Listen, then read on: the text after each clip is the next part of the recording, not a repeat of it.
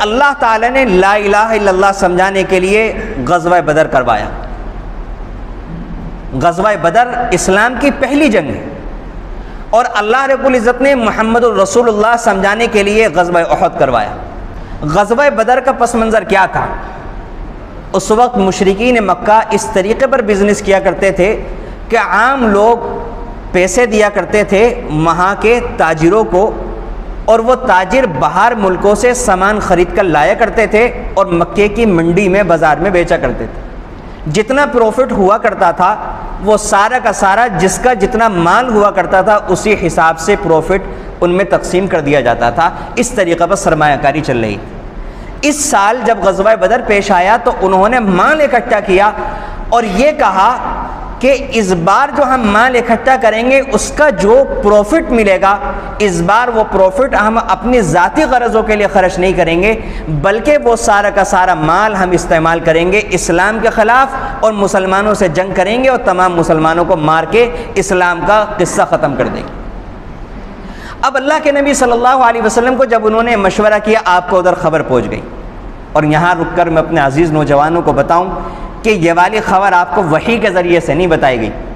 اللہ کے نبی صلی اللہ علیہ وسلم نے پورا انٹیلیجنس کا جو نظام ہوتا ہے وہ آپ نے پورا قائم کیا ہوا ہے۔ اگر آپ کو ہر بات وحی کے ذریعے سے بتائی جاتی تو پھر آپ کے جانے کے بعد آپ کی امتی کس طریقے سے حکومت کیا کرتے؟ اس لیے جناب محمد رسول اللہ صلی اللہ علیہ وسلم کی سیرت کو اس طرح سے بھی دیکھا کریں، آپ کی زندگی میں حکومت چلانے کے طریقے بھی ہیں، اور یہ والی خبر جو آپ کو پتہ چلی تو یہ اس طریقے پر پتہ چلی کہ وہاں بہت سارے مسلمان اپنے اسلام کو چھپائے ہوئے تھے، ان کا کام یہی تھا کہ وہ وہاں کی خبریں اللہ کے نبی صلی اللہ علیہ وسلم کو پہنچا دیا کرتے تھے۔ آپ کو اپنے ذریعے سے وہ والی خبریں ملی،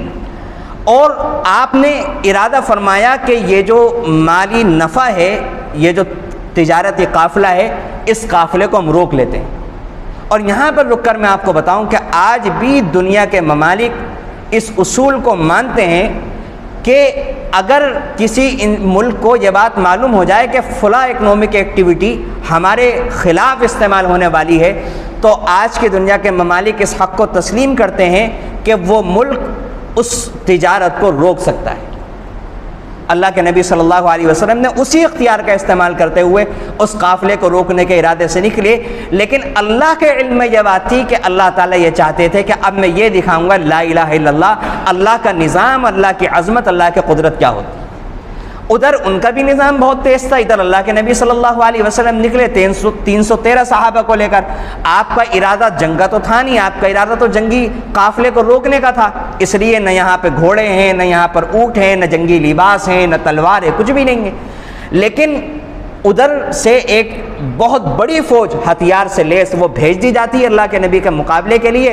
ادھر سے تجارتی قافلے کو نکال دیا جاتا ہے اور مقابلہ اللہ کے نبی صلی اللہ علیہ وسلم کا اس سے ہو جاتا ہے۔